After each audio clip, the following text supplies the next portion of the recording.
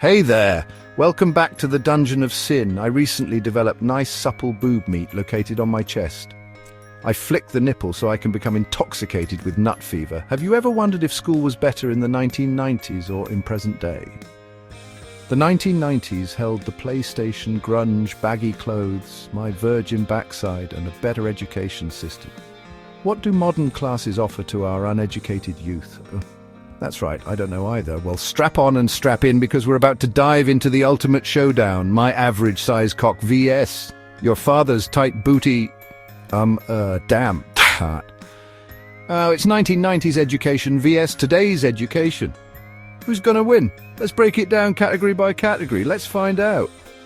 First up, let's talk about the classrooms. Today, kids are educated mainly by touchscreens.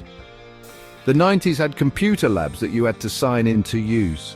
This unfortunately shows how much of an old man I have become. Children will never understand the struggle of lugging around a 60-pound backpack filled with textbooks. Today, the kids have a laptop or tablet to learn from instead of being taught hands-on. I'm always hands-on with my female slaves. The 90s only taught me how to suppress my homo feelings. Father Daniel taught me how to stay quiet after visiting him after hours.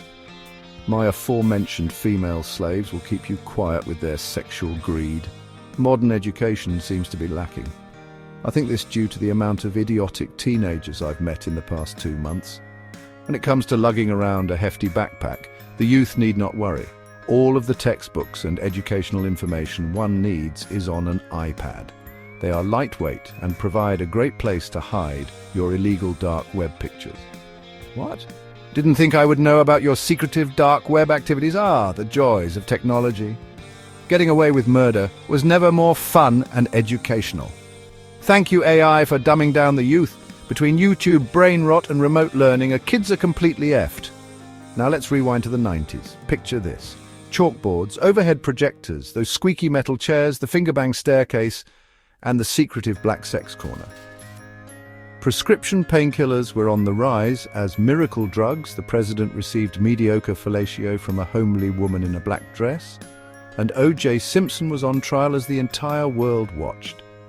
Remember when your biggest concern was avoiding that bully who always referred to you as faggot or butt buddy? I remember when my Spanish teacher said I was better than her pathetic Mexican husband in bed. Not gonna lie, best teacher pussy ever. And let's not forget the epic sound of my victims in the crawl space. The sound of the VCR rewinding. That was an indicator that your current class would be simple because everybody was watching a movie and pretending that it's educational. I watched The Mummy, The Matrix, Titian A.E. and the 90s version of Romeo and Juliet starring Leonardo DiCaprio in this way.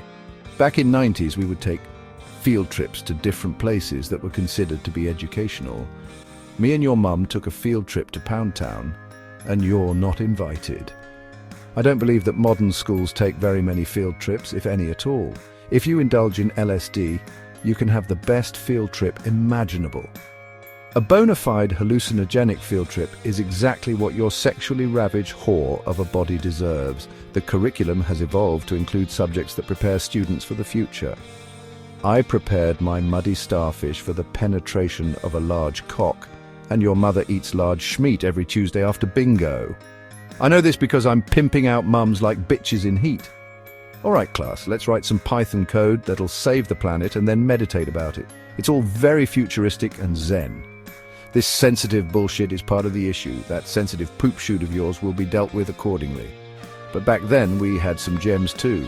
Home EC, where you learned how to cook crack like Biggie Smalls, and that class also showed you how to cook food, submit to your husband once again while getting him a beer, and just plain submitting to your husband because he's your husband. It's not misogynistic because it's in the Bible. And who could forget typing class, where all the male students tried to pretend they weren't going to pornographic websites. Sometimes students would visit controversial shock websites. Those kids are probably in jail or on a watch list at this point. History was kind of cool because my history teacher was a conspiracy nut. If you could get him to talk about a conspiracy, then the whole class wouldn't have to do any work because he would consider his conspiracies to be more important than high school. Computer class, where I taught myself how to hack computers. I taught your mum how to enjoy me dragging my hairy testicles across her face. She's been taught well too, because her tongue always ends up in my rosebud.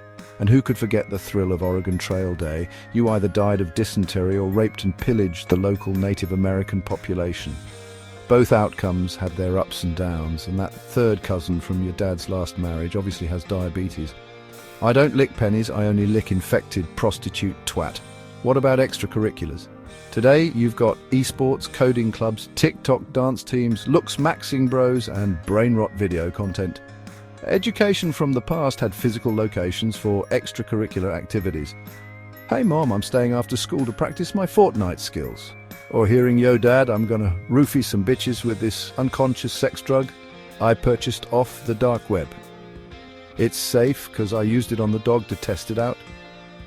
Honestly, it's better than peanut butter. It's a whole new world, just like that popular song from The Lion King, the original animated movie, not the supposed live-action remake that was littered with CGI. But in the 90s, it was all about the classics. Basketball, cheerleading, drama, and running a train on the most popular cheerleader. That was an extracurricular activity for the football team to enjoy. The used cheerleader will probably suppress this memory until she's in her late 60s. By then, it's almost too late to correct the issue. I'm still suppressing all of my effed up childhood memories. My non-existent therapist says it's a great idea. The rest of the family are trying to convince me that an asylum is the place to be. Asylums happen to house my favorite type of person. A Mexican neo-Nazi that is secretly a Jew. My dad is a racist that secretly poses as a good person. And let's not forget the social scene. Nowadays, it's all about Snapchat, Instagram, DM sliding, and Grindr hookups. The 90s had sex lines, Cinemax, aka Skinemax, VHS porn, Playboy magazines, late-night TV programs, and Betty Davis eyes. Or maybe it's hungry eyes. It's not like it matters anyway, because this has nothing to do with education at all. Unfortunately, my skills in the bedroom can only be taught for a handsome fee. That kind of skill should be introduced into our school education system. Modern schooling takes place in the digital realm or in the Matrix. Only Mr. Anderson can make my trouser snake glitch.